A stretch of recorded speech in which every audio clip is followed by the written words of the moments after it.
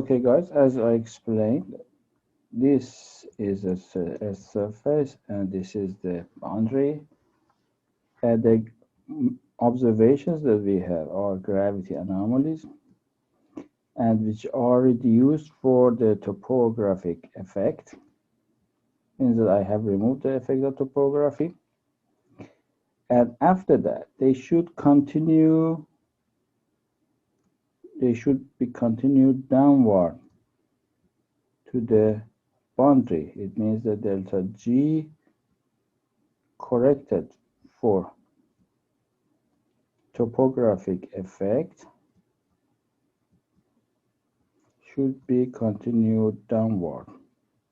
This star means downward continuation. So, therefore, the geoid height will be R over R 4 pi gamma integral, Stokes integral, and S, Stokes function, plus, not plus, multiplied by the downward continued gravity anomaly corrected for the topographic effect, like this. This star means downward continuation, the sigma.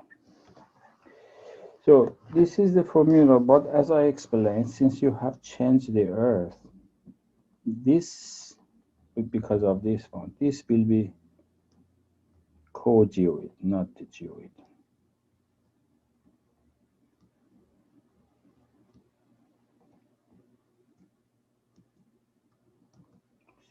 Takes longer. Co-geoid. Now we have to restore the effects here outside, like that. We should do indirect effect of topography. One thing that I should explain that what we have obtained for the topographic effect is the potential, topographic potential. So I can write it in integral form like this. I just explain the principle, and I think you will understand the whole process later yourself. The numerical derivations are with yourself. So I have the density, and I have the distance between the computation and integration port, R plus R prime 2 dr d sigma. It is for the potential, but if I want to use it for gravity anomaly, you already have the formula for gravity. If you remember, it was minus T. It was T for that one. T derivative with respect to R minus 2 over R T. We can use the same formula for getting the gravity anomaly, topographic correction for gravity anomaly. Right? Derivative of the potential of the topography with respect to R minus 2 over R, the potential.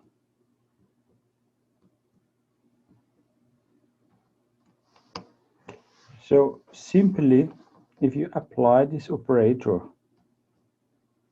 to this integral, you will get the gravity effect of topography effect on gravity anomaly, like this. G double integral,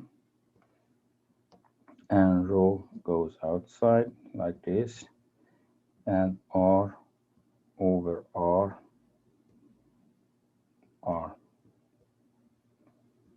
plus H prime, and it will be minus R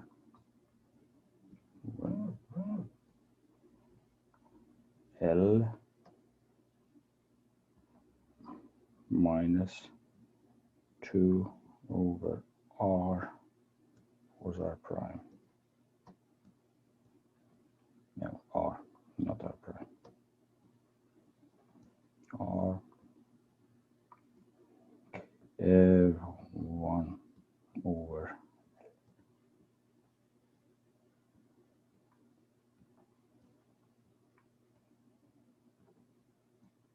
R prime 2 D R prime and the sigma.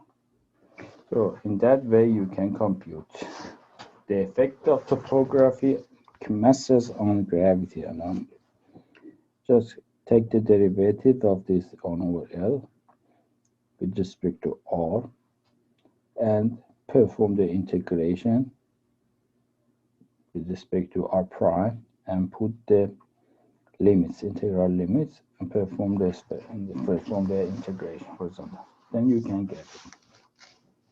So what can we do with the for the restore? So restore is called indirect. Let me see. I can do it better. Text. Indirect effect. Indirect effect. So again, I should use the Newton integral. Oh my God. So potential, this time I write I inside indirect, will be G integral of, again, density of the masses, and L, oh, so, sorry, I should have this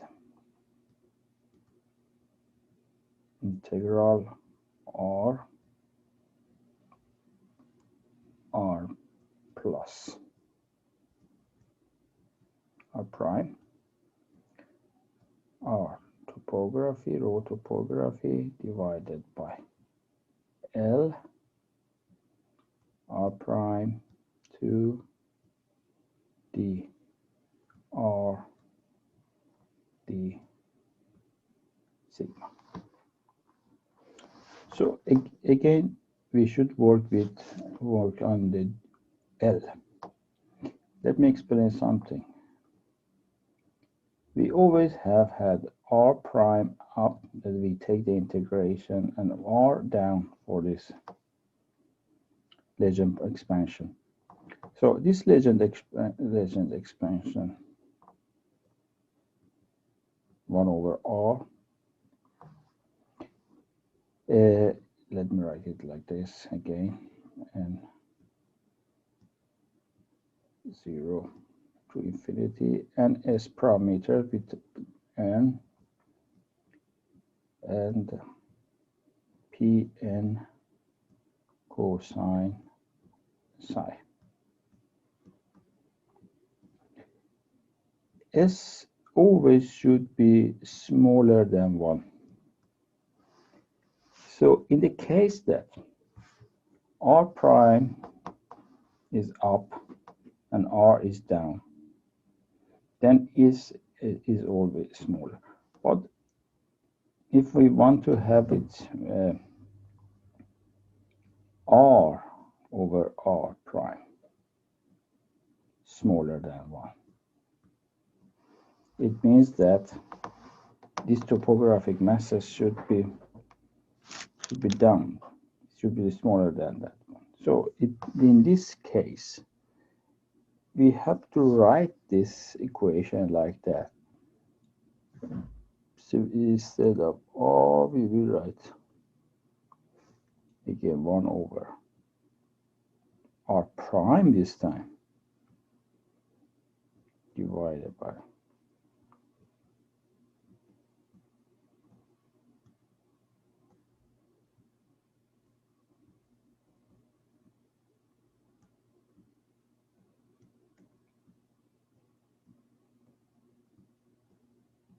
what does that mean?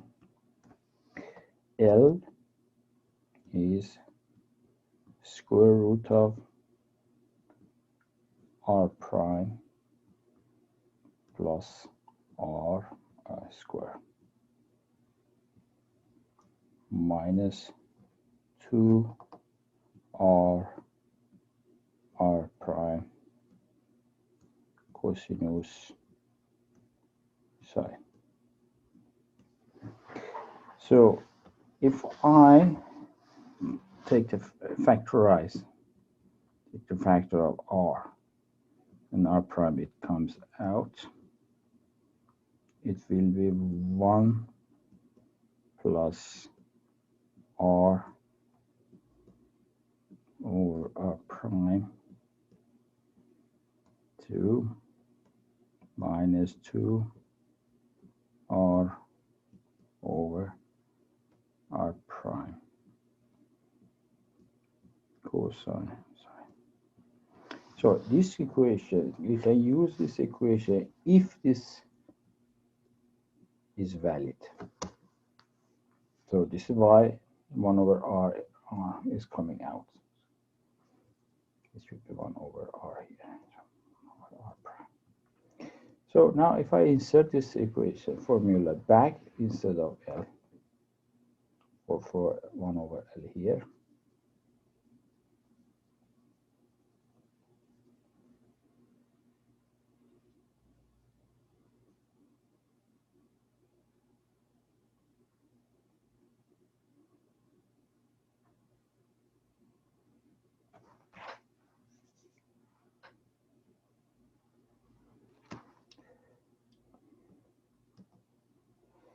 so I will write potential indirect is G integral,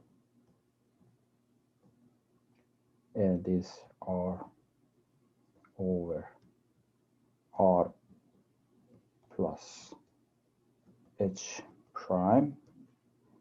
Rho t can come out. We assume that it doesn't change radially. Instead of 1 over, and I will write 1 over R prime multiplied by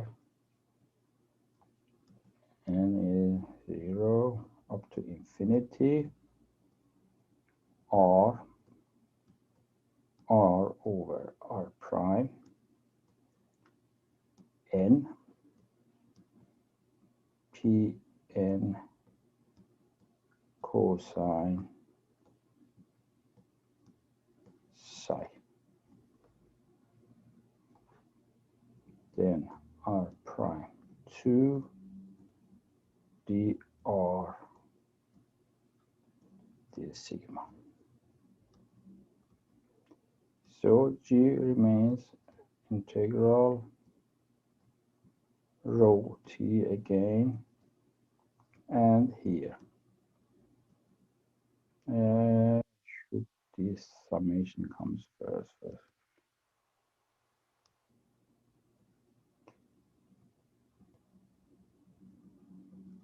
Summation n 0 to infinity. So I keep Rn here outside, then integral R over R plus H prime. And here we will have this formula R prime with power n. So we have n, and then R prime back, and R prime then that will be n minus 1 d R prime d sigma. So I will write the final result. You need to just take the integral. When you take the integral and put the limits, you come to a binomial solution, binomial term, and you will expand it in Taylor series. And after that, perform the spherical harmonics synthesis analysis to come to this formula at the end. You will come to a similar formula that I derived for you before.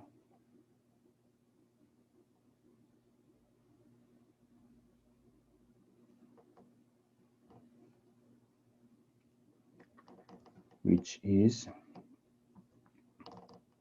summation n 0 up to infinity. This time will be r over r prime, no, small r over r.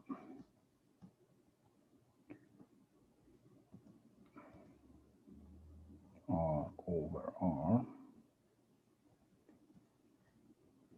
n summation m minus n up to n v n m internal y n m theta and lambda, and y and m and the v and m spherical harmonics will be 4 pi g 4 pi g r2 2n plus 1 multiplied by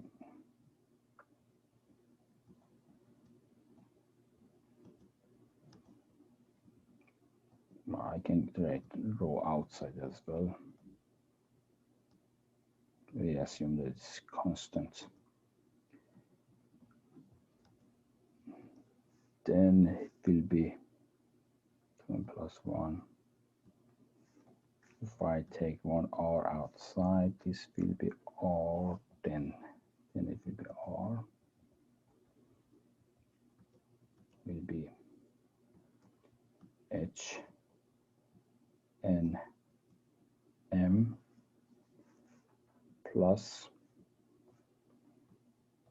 minus n plus 1 h 2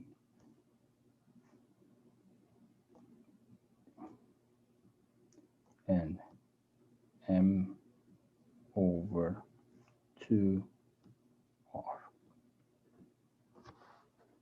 Yeah, this is the internal potential of the internal internal potential of the topography. This means that if you have a surface like this and you have the boundary, you will compute the topographic effect here inside the topographic mass. So then we have one internal and we have one external. So if you want to get the effect on the geoid, according to Brown's formula, will be potential of internal type divided by gamma. In that way, you can simply compute the potential of the topographic masses on the geoid. So therefore, you have one external. I just write it. It is delta G minus delta G topographic effect, and this should be continue downward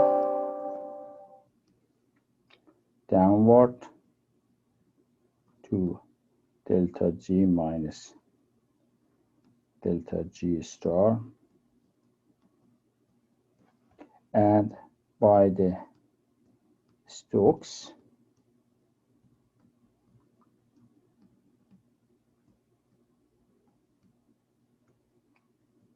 integral, it changes to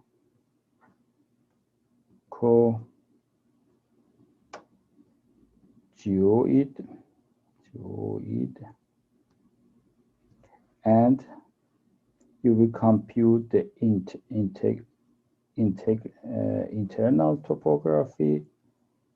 You will add the geoid, then the result will be geoid.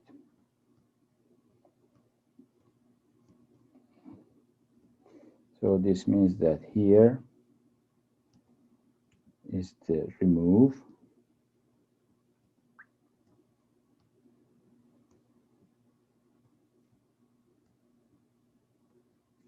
all these processes up to here is compute,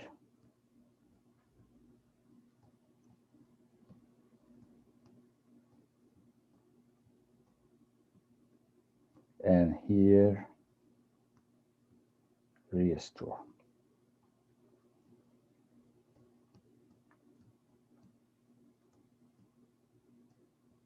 Remove, compute, restore. R, C, R.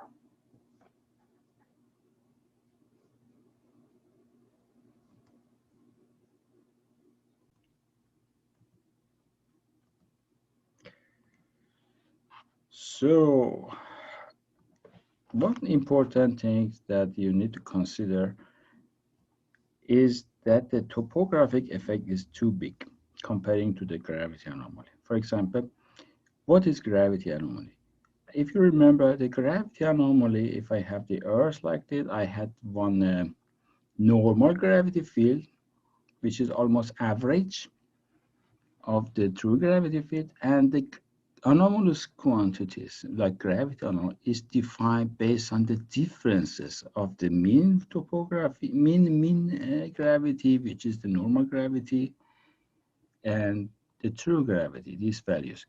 This reduction, it means that we're removing the effect of normal gravity from the true gravity, reduces the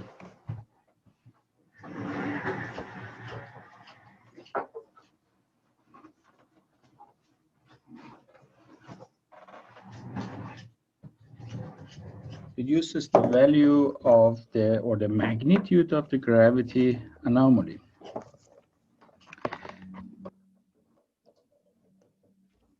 This means that the gravity anomaly or gravity disturbance, they will be small.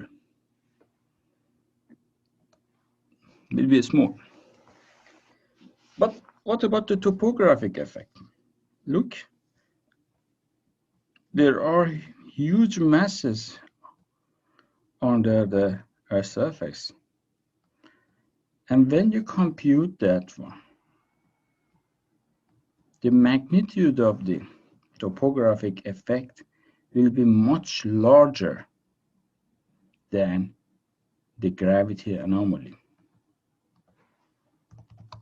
The effect of the topographic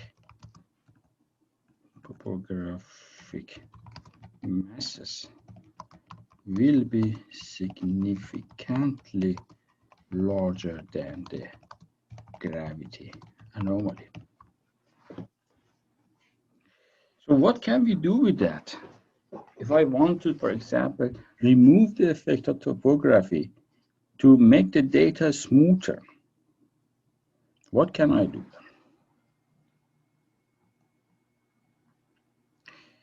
There are two options.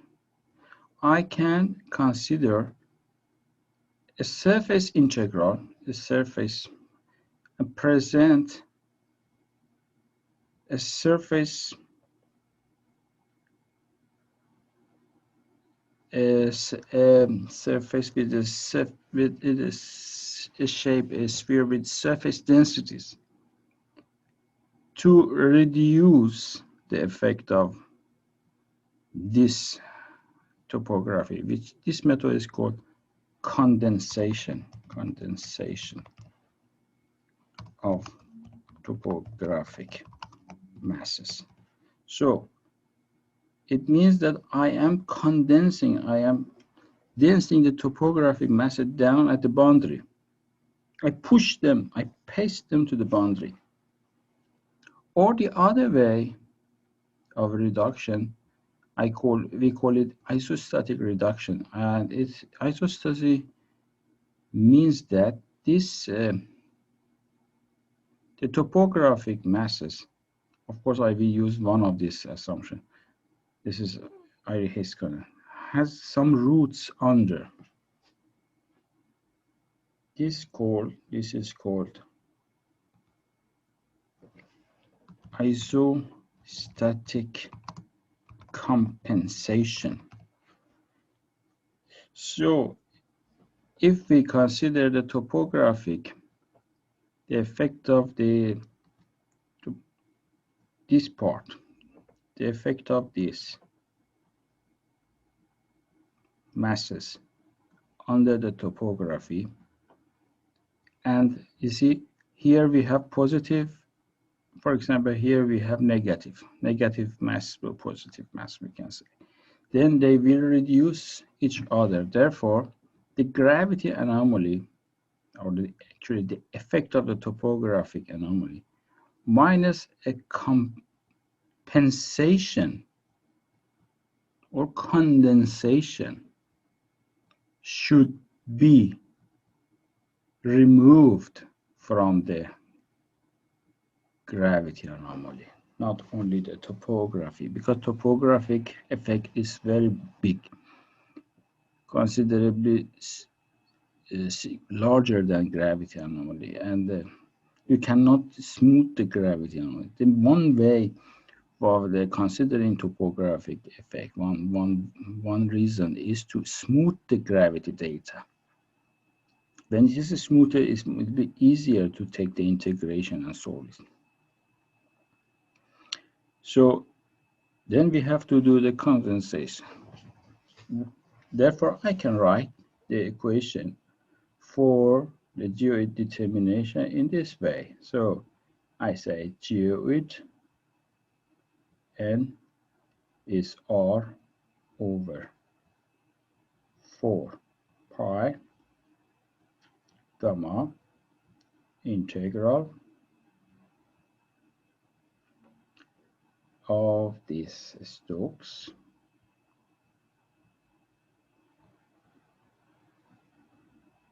multiplied by gravity anomaly minus gravity anomaly topography compensated, TC, and continuous dump. Considering, for example, I talked about isostatic now, the masses of the roots for the mountains, and remove that effect from the topographic masses will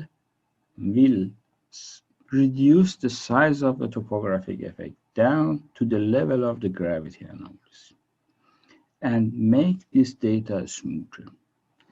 And when you want to restore the effect, that simply you can do it like that. Well, let me now not write it in a very simple form.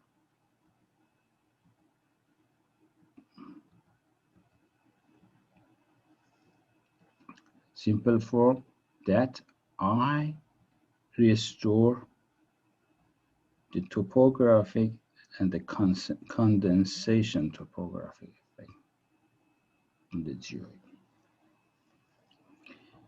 So it means that the topographic, the compensation or condensation mechanism that you consider, or the reduction that you consider for the topographic effect, is also removed and restored as the topographic masses, both.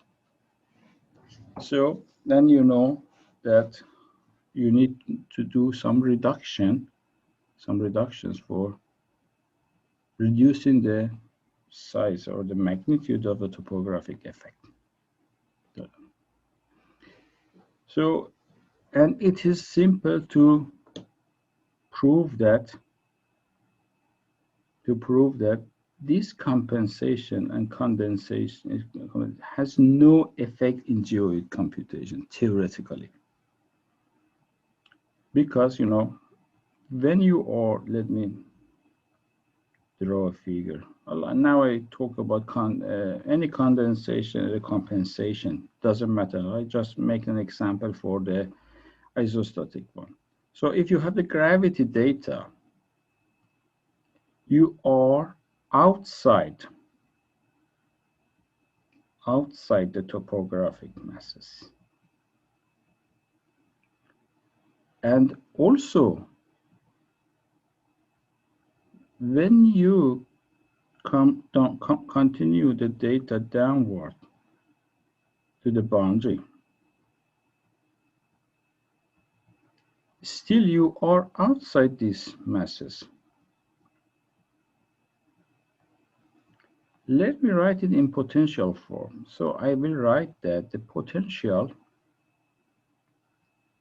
is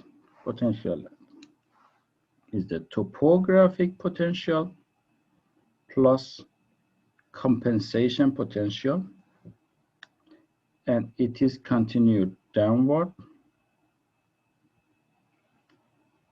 minus a plus restore. Topographic potential plus, let me see, plus 2. Or let me see, it should be minus the first one. Why? Because it is in the opposite direction of that. Let me see. When it continues downward, therefore the topographic of the external will be here external, and this one is internal. External continues downward minus plus the topographic one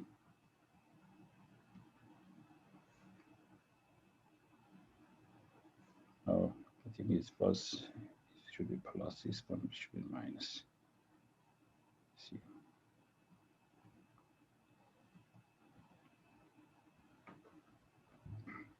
So plus C star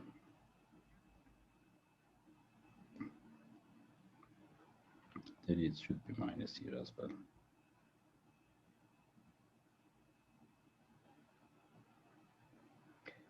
Minus C. What is C? When C is continued downward, it is here at the surface of the boundary. When you compute C from the internal, from the boundary, you are again at the internal. This means that these two terms, C star is equal to C. Therefore, this term has no effect. It is removed and restored. But numerically, it will smooth the data and perform these numerical computations better. But theoretically, it has no effect on the geoid. If the compensation effect has a problem in the geoid, this is a problem on the computations, not theoretically on the geoid. So that was the compensation and condensation effect. Now I start